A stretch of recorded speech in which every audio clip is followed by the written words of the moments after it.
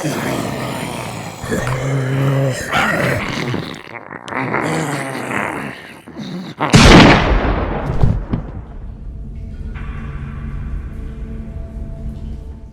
going on, guys, and welcome to the first inaugural episode of The Playthrough, where I play through an entire video game franchise and then give my thoughts on the entire series at the end, and then I rate the games from what I think is best to worst. So a little backstory: about a year ago it was announced that most of the Resident Evil franchise would be coming out on Nintendo Switch, and I had only beaten Resident Evil 2 when it was originally released back in the 90s, and then Resident Evil 4 and Resident Evil 5. And I always liked the games, but I was never like a huge fan or anything. So with them coming out on the Switch, I thought this would be a great opportunity for me to play through most of the series in my free time or when I was traveling or something like that. And then I figured I haven't played the Resident Evil 2 remake yet or the Resident Evil 3 remake yet, so during my playthrough I can fill those in as well. So I'm going to play through the entire Resident Evil series, but I'm going to limit it to just main core games in the series. So that would be Resident Evil 0, Resident Evil 1, Resident Evil 2, Resident Evil 3, Resident Evil 4, Resident Evil 5, 6, and 7. By the time this video comes out, who knows, maybe 8 will be announced or something like that. I'm choosing not to go with some of the smaller side ones, and I'm also choosing not to go with Code Veronica.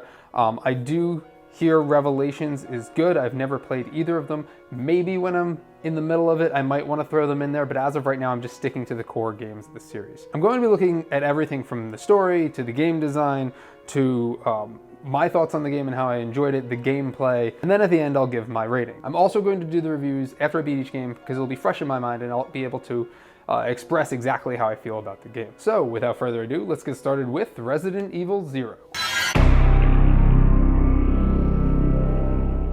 Resident Evil 0 was released on November 12th, 2002 for the GameCube, and I remember when that came out. In fact, I actually had this on the GameCube. I had bought it a few years later used, and I played through a little bit of the first part on the train, but it never really captured me at the time, so I kind of stopped playing, and I didn't pick it up again until I started this, and I downloaded it on my Nintendo Switch, which is how I played it. It was directed by Koji Oda.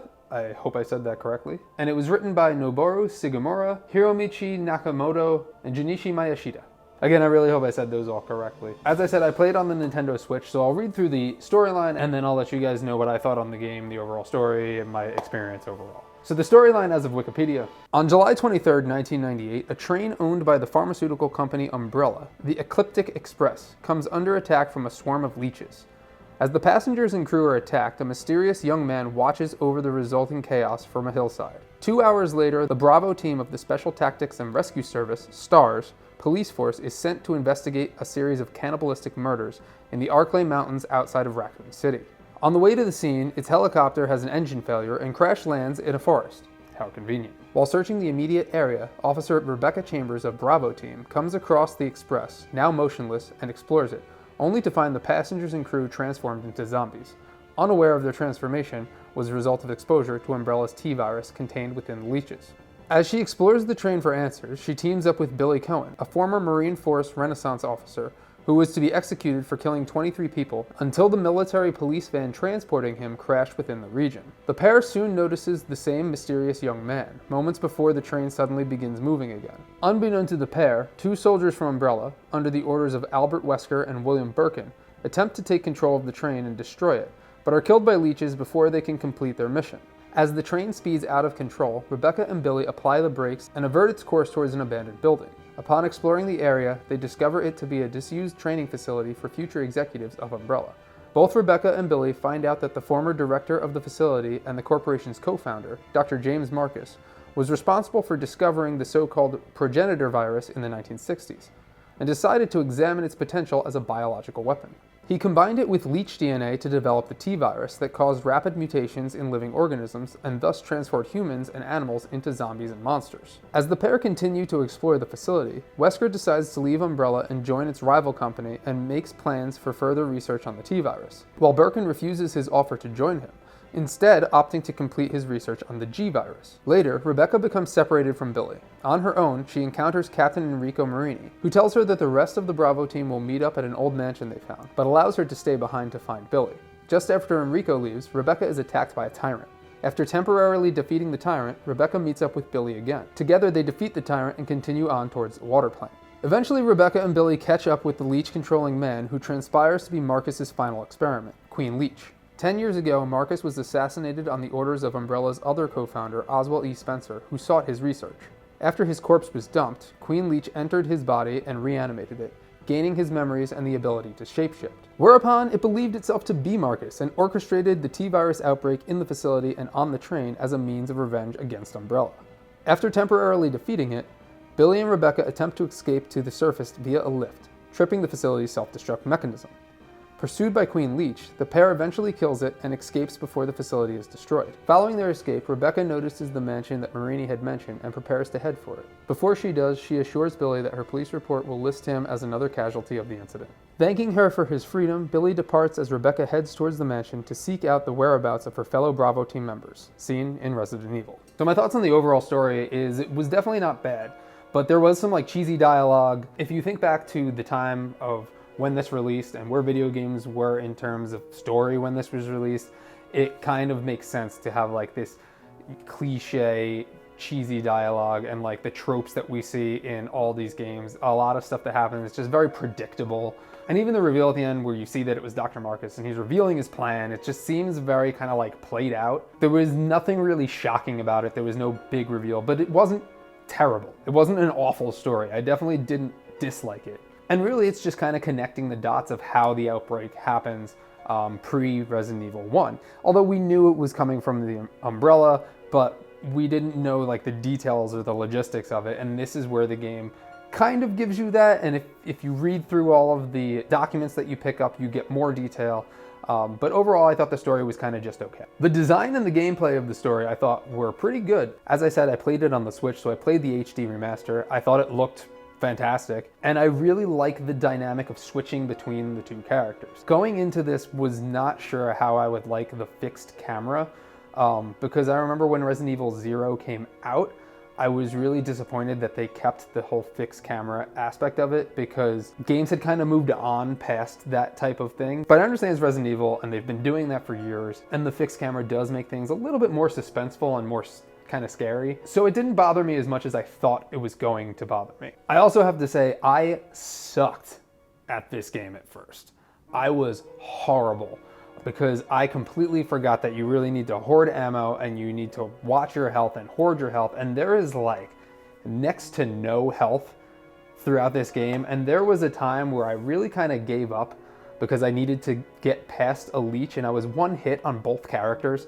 And it was so just annoying because I just kept dying and dying and dying. And eventually I just was able to dodge it and I went one character at a time. Later on, I would get the health and then I eventually revive myself and finish the game kind of being more conservative than when I was going in.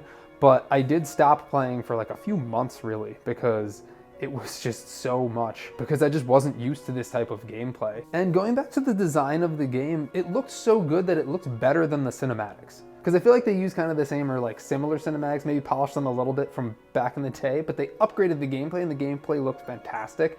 So that's just a note that I wanted to make as well. I also like the two-player back and forth because it kind of allows you to mix and match your inventory, which I found myself doing a lot of, which does kind of get annoying. So currently I'm playing Resident Evil 1, and there is a lot of herbs and health scattered throughout the entire map. I'm playing both on normal.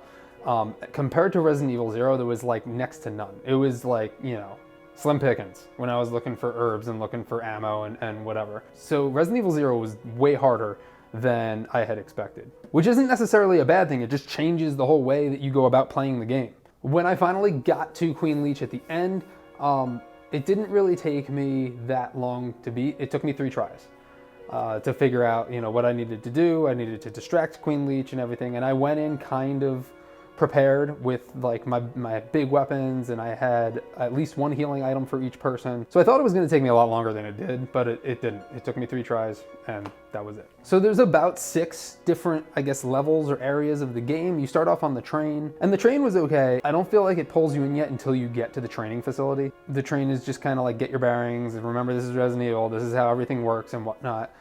and I thought that was all right. The training facility took a lot of time, I feel like. I feel like I spent most of my time in the game in the training facility, and it was the same thing. It was very reminiscent of like Resident Evil 1 with the mansion. That's kind of how I felt going through the whole training facility. It was basically like I was in a smaller version of the mansion from Resident Evil 1. Then there's the basement. The basement gets a little creepy. You start getting introduced to other enemies, maybe the Enforcer, the monkeys, yeah, those guys. You start getting introduced to them. You get introduced to the like reptilian things. I think there's some spiders that are in a couple of the areas. So you kind of get introduced to those enemies there. Prior to this, you were really just fighting zombies and the occasional leech if you go into the wrong room, which I didn't know how to kill them at first. I guess I missed that document or something. And then once I found out it's like, oh, 3 Molotovs and they're done. It's like, okay, well, they're not that scary anymore, and they're not that hard to beat anymore. I just need to stock up on Molotovs. Then there's the laboratory, which for some reason I can't really, I'm drawing a blank on this right now. Yeah, I don't know. I mean, maybe there was nothing that stood out for the laboratory for me, but I know I did it, and I know I went through it. The factory, which is when you get separated from Billy, and that was like extremely short. I thought for like a whole area of the game, it felt like, I beat that within like an hour. I just went through and met up with him again. And then we get on to the treatment plant, which is where everything finishes up. And that's when you really have to kind of start conserving everything. And overall, I had a really good time with this game. I would highly recommend it. It took me a little while to get into it. And then because I wasn't prepared for it, I backed off for a little bit. And then I decided, you know what, let's pick it up. Let's give it another try. If you need to start over, you could. But I was already like a few hours into the game. I really didn't want to start over again. And that's one of the things that I also guess I can appreciate more about games now, because you had to save on, the typewriters. And if you didn't have ink ribbon, you couldn't save your game. And if you died, well, that could be hours of work that you put into the game that could just be wiped away. It's good that if you're playing on the Switch, you can, just kind of shut the Switch down and then it reboots right back up to where you were. So it's almost like an autosave there. But again, if you die, you're just going to respawn to whenever your last save point is, and you could be losing hours of work there, and that's something that I did. I know I'm complaining about a game that came out about 2 decades ago, but still, it's something that just like, you really need to be cognizant of when you're in game and when you're doing this, and really need to be cognizant of when you should save. If you're someone that's very save happy, this isn't the game for you. So there you have it. That's my thoughts on Resident Evil 0. I enjoyed it. I don't know where it's gonna fall with the other games. Going into this whole thing, Resident Evil 4 was my favorite, followed by 2, and again, I haven't played the remake of 2 yet, so I'm really excited for when I get there. I've actually never played the HD remake of 1, which is next. So without further ado, let's get right into Resident Evil.